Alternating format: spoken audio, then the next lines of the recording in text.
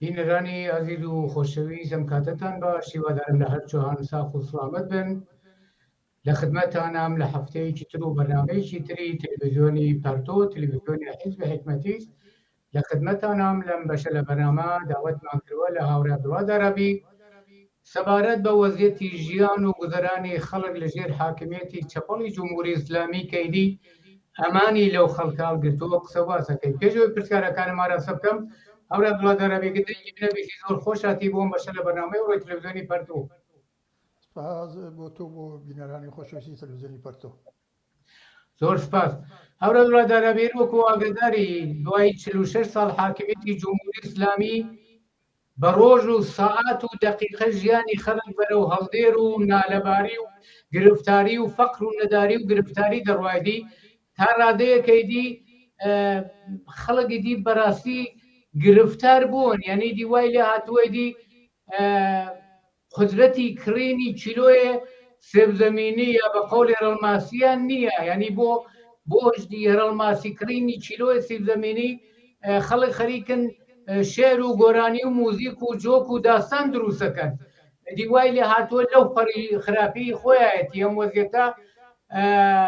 چۆنە وا لایەن حەلماوەتۆ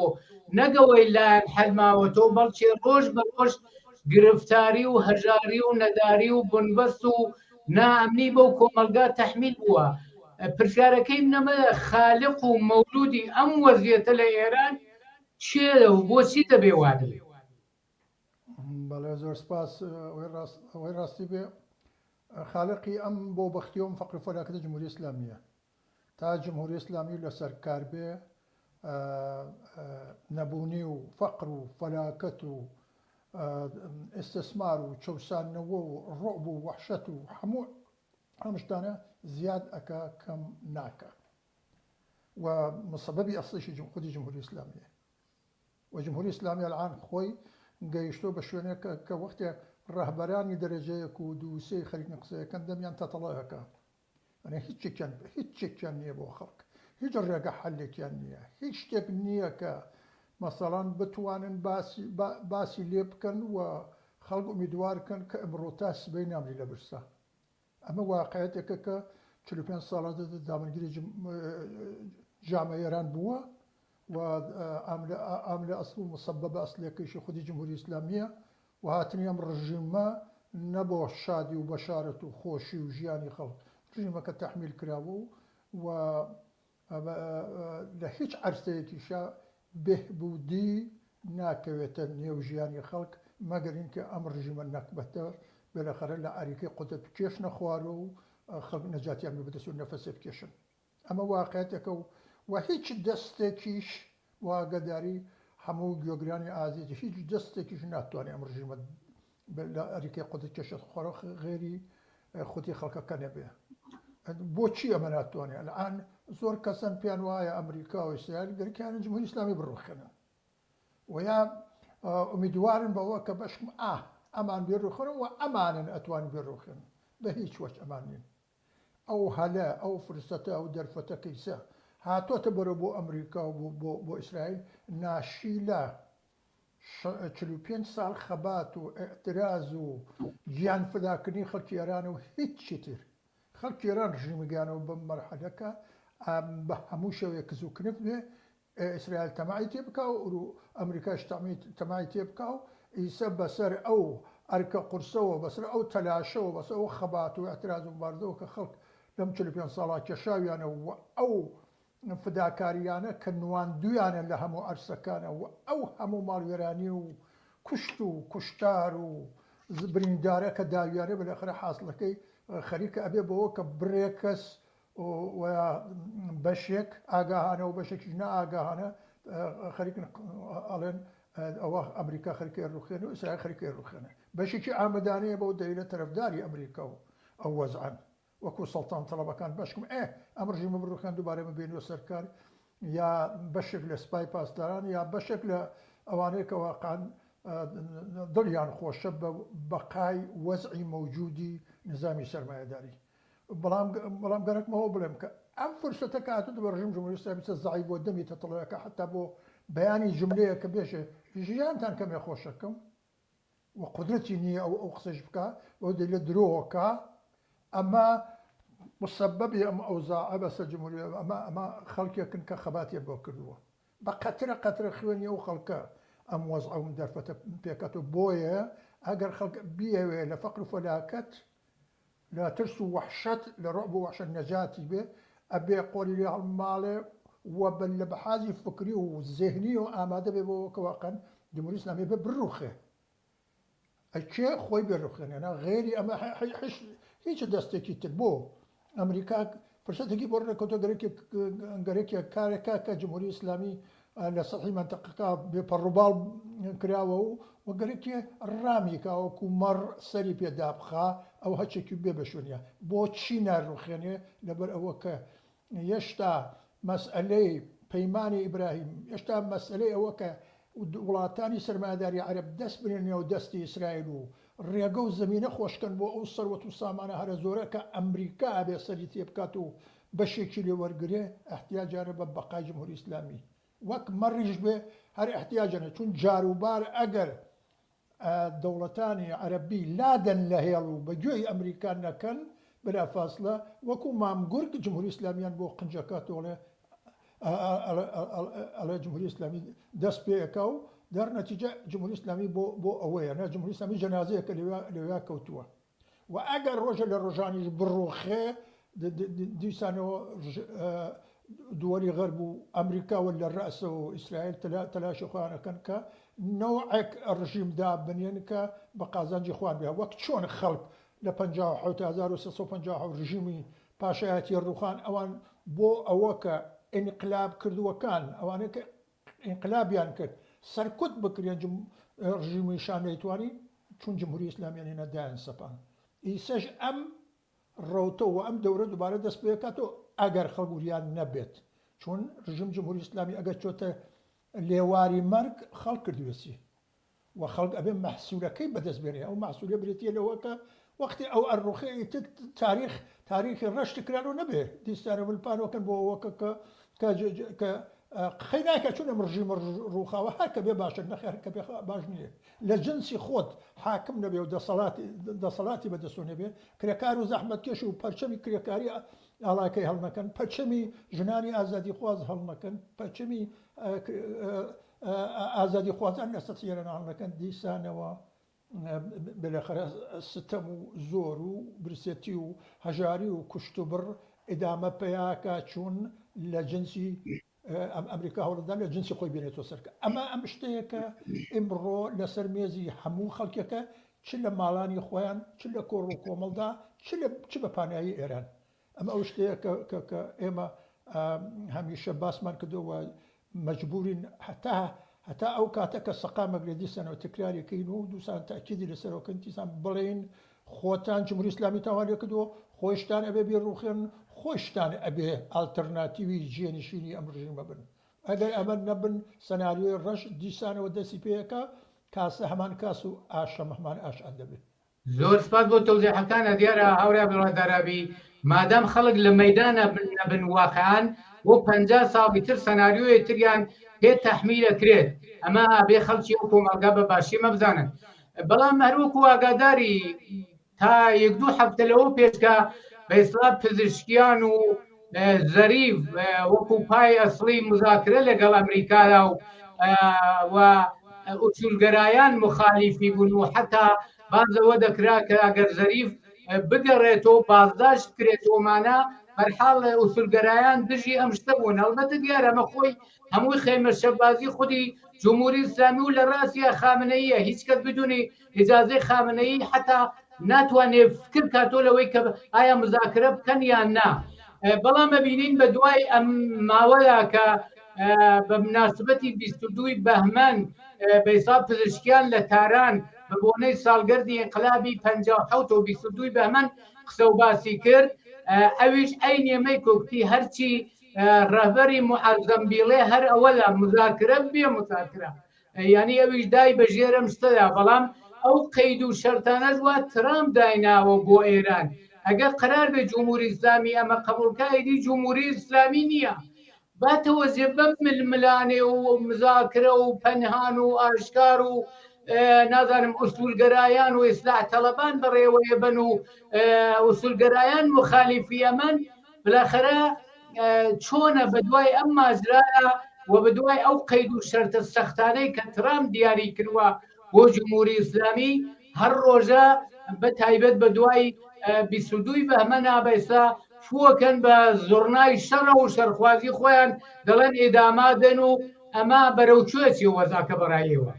بە بڕوای من مەسەرێت نە ترامپە نە خاستەکانی ترامپە نە فشاری ترامپە ئەم فشاری خەڵکە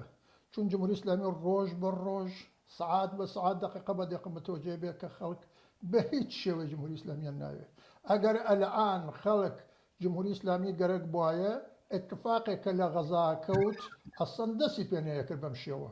و خەڵک ئەلعان سەفیان ئەکێشا بۆ ئەوە کە بڕۆن وەکو 8 ساڵ جەنگی ئێران و عێراق بالاخره شرکت بۆ جمهوری ئیسلامی و نێڵن جمهوری ئیسلامی پاشەکشەی پێکرێ وەختی خەڵک خوازیاری سەرنگونی هەر وڵاتێکن هیچ قدرت و هیچ دەستێکی تر ناتوانێت دەری بێنێ اینەوە نییە کە ترامپ بۆ خۆی هاتووەم فەزایە خوڵقانوەم کارە ئەم فەزا خەڵ خوڵقانوێسی دیسانەوە تەئەکی دەکەمەوە ئەم فەزا خەڵ خوڵقانوێسی و ترامپ گەرەکێ بەشێک لە بەرهەمی ئەم فەزاکە خوڵقاوە بۆ خۆی بە ئەوش ئەوەیە کە جمهوری ئیسلامیەکی لاواز و بێپەڕووباڵی گەرەکە جمهوری ئیسلامیەکی گەرەکە کە وەک مەرسەر دابخا و هەرچی وتیان ئەوە بکات چون خۆیان دایان ناوە خەڵکی ئێران خەڵکی کوردستان ڕژیمی جمهوری ئیسلامی ئەمریکا داینا بدون حمایەتی ئەمریکا ڕژیمی جمهوری ئیسلامی لە هیچ کونجێک و دیار نەبوو ئەوانەی کە گەنجن و دەنگی ئێمە بیسن ئەشێ ئەوە بەباشی بزانن کە جمهوری کە ڕوەتی ڕژیمی شار ڕووخا ئەمریکا بۆ ئەوە کە ئەو ڕوخێنەرەکان تیا ببەن و بیان کوژن بالاخره جمهوری ئیسلامی چوو خومینی لە کەربەلاوە بردیانە فەڕەنسە و لێرۆ نایانەژە دووربین و زەڕەبین و کردیان بە ڕەهبەر کەس لەو ئانا بڕوای بەم شتە نەیە کرد بۆیە خۆیان دانا و خۆشیان پێویستیانە تا هەر کاتێک کە پێویست بێت جمهوری ئیسلامی هەرین خۆیانە هەم بالاخره بە ئەیەڵنەوە ئیسە یەشتویانە سۆ بەقایەک یەشتویانە سۆ هەر ئیسەیش لەگەڵ یەخەرین مەفوازە و مزاکرن هەرەوە نییە خۆ ئایسە مزاکرەیەکەن مرتب مزاکرەیەکەن کە بە چ شێوەیە بەڵام موقعەتەکەی جمهوری ئیسلامیەوە کە بڕوا ناکا و ڕۆژێژم مزاکرەکردن و ڕۆژێژم بابە نەیکن فایدەی نییە بریتە لە خراببوونی موقعەتی جمهوری ئیسلامی بریتە لەوە جمهوری ئیسلامی ئەزانێت کە بە هیچ شێوەیە تازە بە دەرد خەڵکی ئێران ناخوا چون خومینی لە وەڵۆ باسی کردو توی خەڵک پێم ئەبزانانی ئەمە چیەکەین لە هیچ کونج و کارەبەرێکی ئەم دنیا جێمە نابێت و خەڵکی سەزانیوانە خەڵک بە 45 ساڵ خەبات ئەمیانە کەشف کردووە و توانیوانە بەلاخەر جمهوری ئیسلامی بکێشنە پای وەزعیەتێکە واقعانە ئەلعان بە هیچ حازر بێت ئەمە کە عاملە بۆ ئەوە کە جمهوری ئیسلامی لە بەنجە نە ترامپە نە ئەمریکا نە هیچ چون ئەوان تا ئەم لە حەزەش کە ئێمە پێکەوە قسەیەکەین هەر باڕۆشەیان کردووە هەر بۆ چون قازانجی هەست بۆیان جمهوری ئیسلامی هێشتا نەیتوانیوە کارێ بکات کە واقعان دوو شوێنی ئیسرائیل بالاخره بەرەو نابودی بکێشێ ئەم کارانی نەکردووە هەرچێکی کردووە لە خزمەتی ئەوانە بووە هەرچێکی کردووە لە نەفعی ئەوانە بووە ئەلعان غەزە خەریکن هینەکەن یەتر بە کولی ئەی کڕن یا نابودیەکەن ئەسڵەن گەرەکیانە خاکەکە لەگە ئەردا یەکسانکەنەوە بیکەن بە سەیرەنگا بۆ ئەمریکا و بۆ ئیسرائیل و بۆ بەم شێوە داگیریکەن و خەڵکەکەی دەرکەن چون ئەم کارە کە جمهوری ئیسلامی کردوێتی و بانی و مسەبەبەکەی ئەو بووە و پوڵی خەڵکەکەی بردووە بالاخره چەکی کردووە بۆیان و ژێر ئەرزی بۆ کون کردوون و ئەوان بەو شێوە دەستیان کردووە بە شەڕ حەماس ئەمە جمهوری ئیسلامی بووە ئەم کارێک کردو جمهوری ئیسلامی زەرری نەبووە تا ئێستا بۆ ئیسرائیل و ئیسەی زەرری نابێ ئەمریکا قسەکەی ئەوەیە کە دەست لەم پەلوپۆرە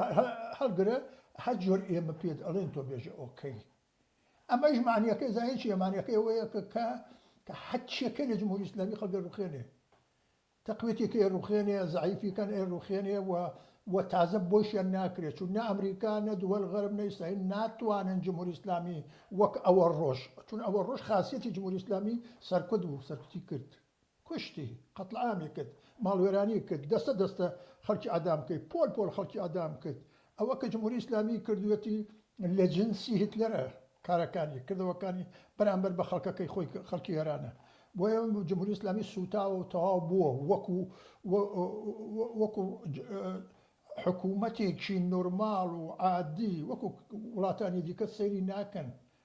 قورب و احترام و عەزەمەت و کەرامەتی هاتۆتە ژێر پرسیار بۆ خەڵک وەتی ئەوە هاتە پێشۆ ئەمریکا ناتوانێت ئەوە زیندوو کات تازە زیندویشی کاتۆ بێلەخەر بێفایدەیە هەر هینیەکەن بۆی جمهوری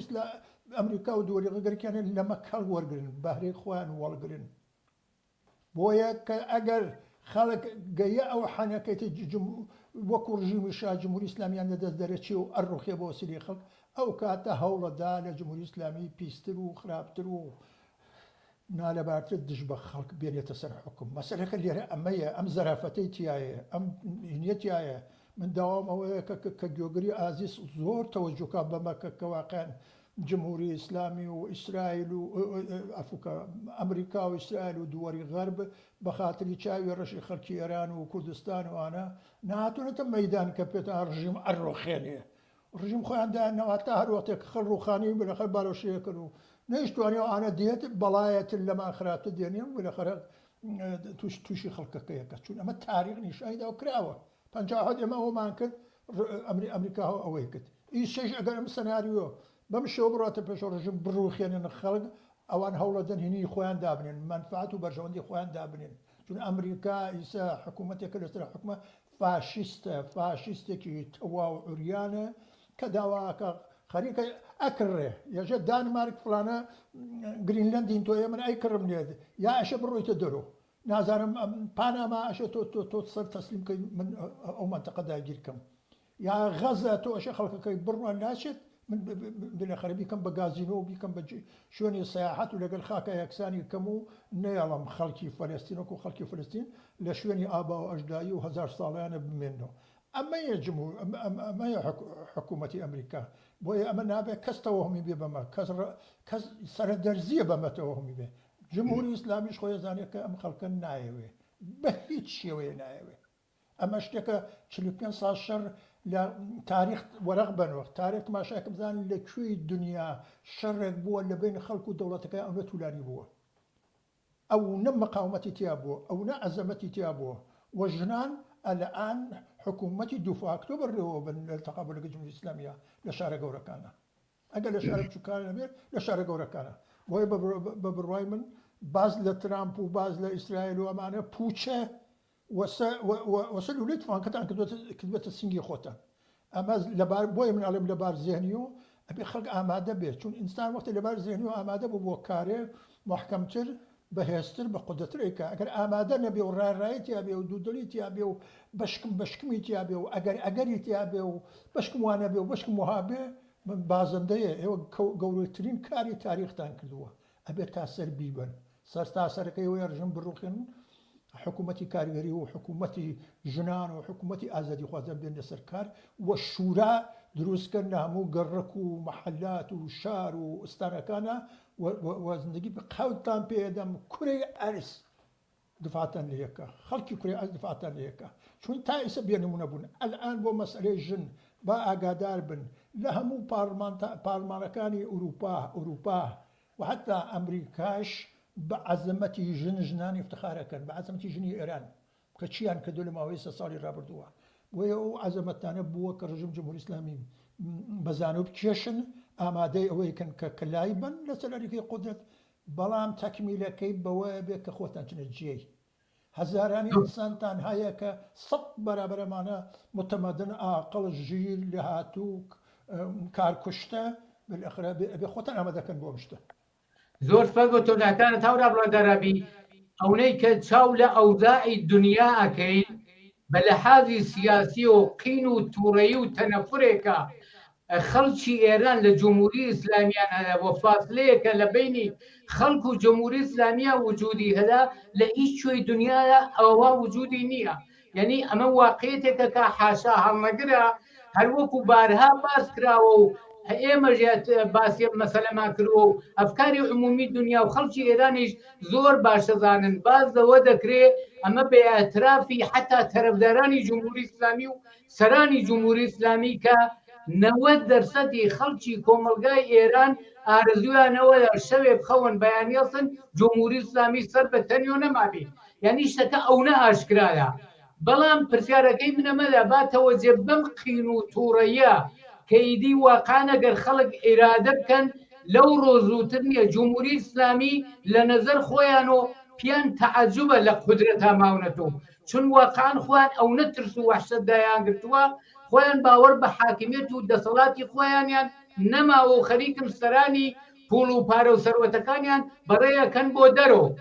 بەڵام پێدوان نییە ئەم تەوەهمەی بەئسا ئەمریکا و ئیسرائیل بێن خەڵکی ئێران نەجاتدن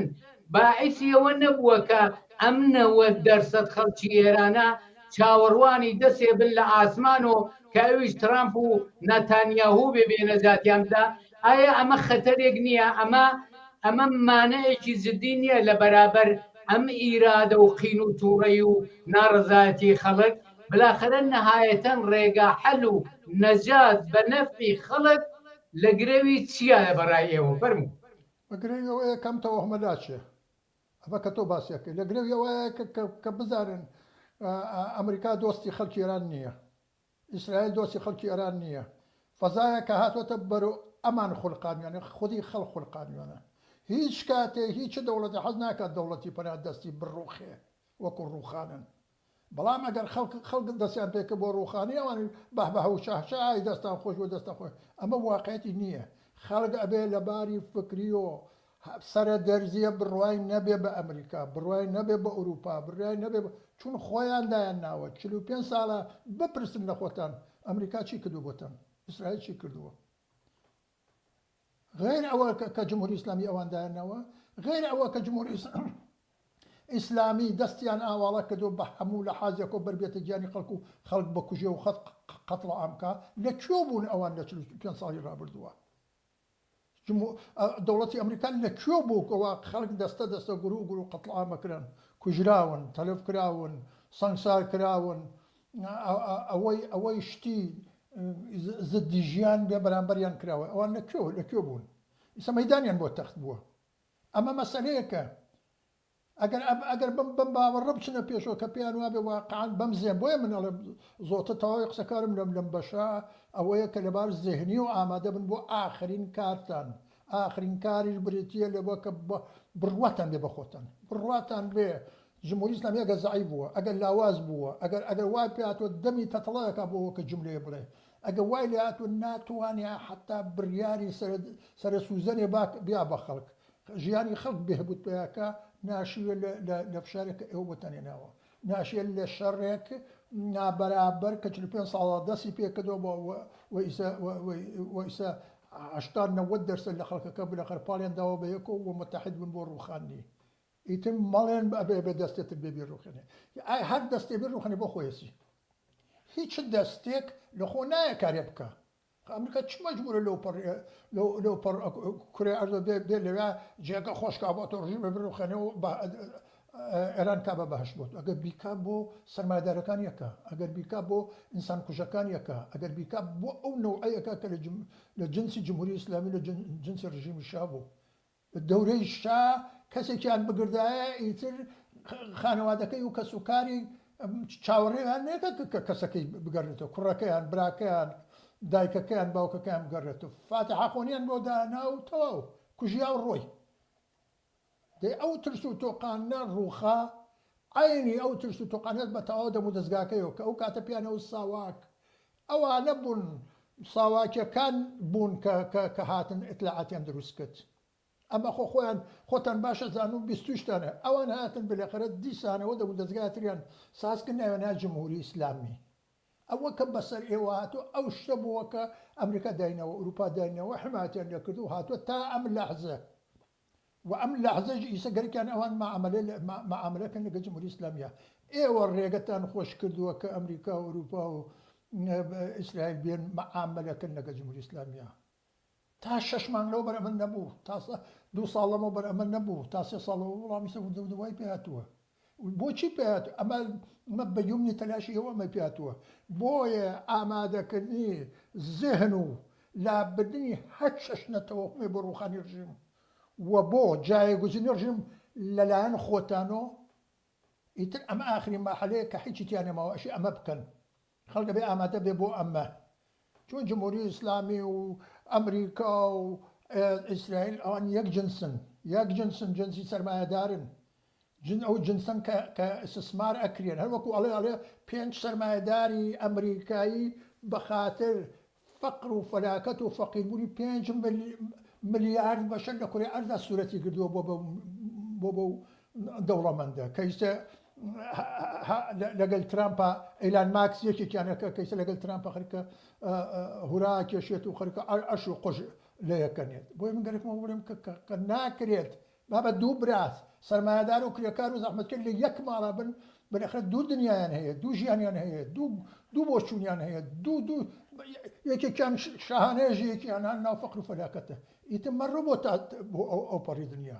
دنیای ئەمڕۆ دنیای تەبەقاتیە دنیای چینایەتیە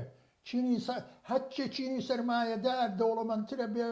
100 بەرابەرەوە خەڵک فەقیر و فەقیرترە بێ ئێوە خەڵکی ئازادیخواز و کرێکار و زەحمەتکێش ژیم جمهوریەت ئیسلامیتان گەیانوە بەم شوێنە کە ئیتر ناتوانێت وەکو جاران کە بەو دەبدەبی بێ ئەبێ خۆتان بینێنە گۆڕ و خۆشتان بەسەر گۆڕەکەیەوە بەرەخرە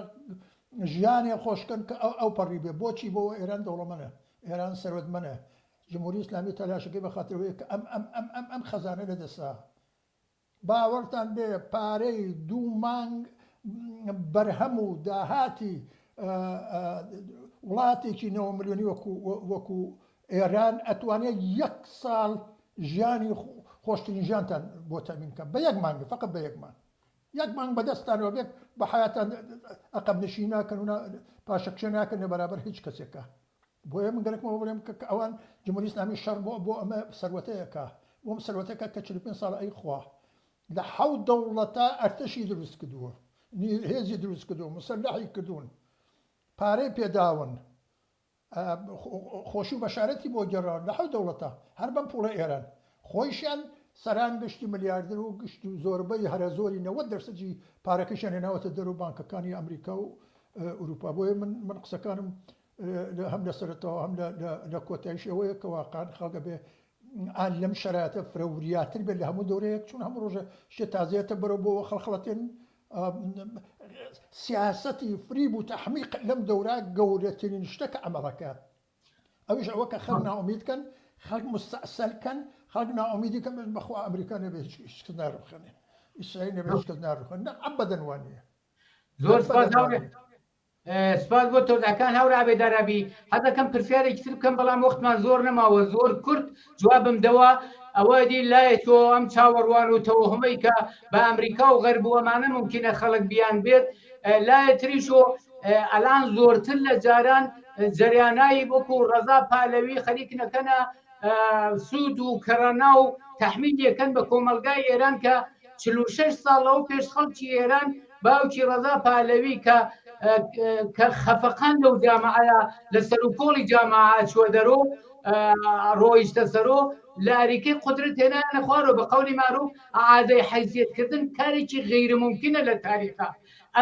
ئەمە چەندێ دەتوانێت ئەم پرۆژە تەوەهم ئیجادکە لە ناو خەڵکە زۆر کورتە کە جوابی ئەمەشم دەیتۆ مەمنونە بم 2 دقیقە زیاتر وەختمان نەماوە فەرموو ئەتەوای قسەکاری منەوەیە کەشێ لە تەوەهم خۆتان نەجات بن یانە ئەوە کە هەر کەسێکی تر کاری ئەمریکا چی ئەوەیە کە گەر ئەمەش بڕۆخێن یەکێکتر تێن لە جنسم لە نەوعی ئەم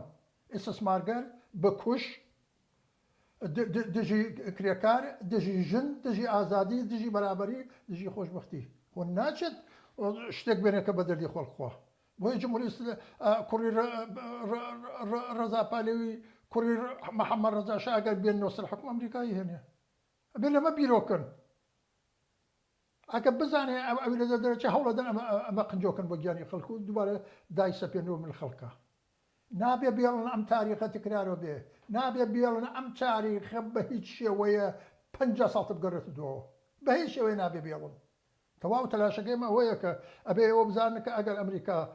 دۆستی خەڵکە کاری واکە کە تۆ ئیشارە پێکرد کاری واکە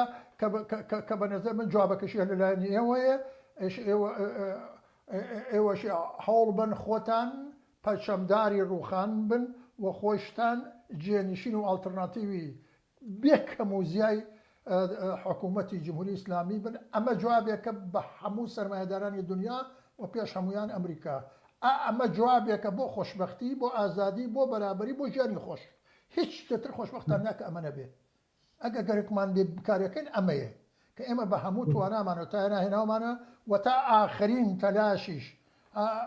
بەلەخرا هەوڵە دێن وەکو حزبی کۆمۆنیستی کرێکاری حکومەتیست بۆ ئەوە کە واقعاً خەڵک بەدەسەڵات و قودرەتی خۆی بگات جارێک بۆ یەک جار لە تاریخە مەزەی ژیانی خۆش بەرابەری خۆشببختی و ڕووفا بکە ئەمە ئارەزوی ئێمە میدوارین ئەم ئارەزومانەوەیە کە ئەمە بەدی بێت بە وسیلەی خۆتان غیر ئەمە هیچ شتێترەوە نەجات نادا. زۆر سپاس ئەو ڕابێدارە پرسیارم زۆرە بەڵام وەختەکەی دی ئیجازەمان پێ نادا تۆزێکیش لای داوە زۆر سپاس بۆ تۆزەحیکانت و بۆ بەشداری لەم بەشە لە بەرنامەی ڕۆی تەلەڤیزیۆنی پەرتۆدا. سپاس بۆ تۆ و بینەرانی خۆشەویست زۆر سپاس بۆ تۆش بینەرانی عەزیز و خۆشەویست بەم جۆراتی نەکۆتاییم بەشە لە بەرنامەی ڕۆی تەلەڤیزیۆنی پەرتۆ داوەتەکەم بینەری دامەی بەرنامەکان بن لە هەر شوێن ساقی و سڵامەتیتان ئارەزوومانە و شاد و سەرکەوتوو بن.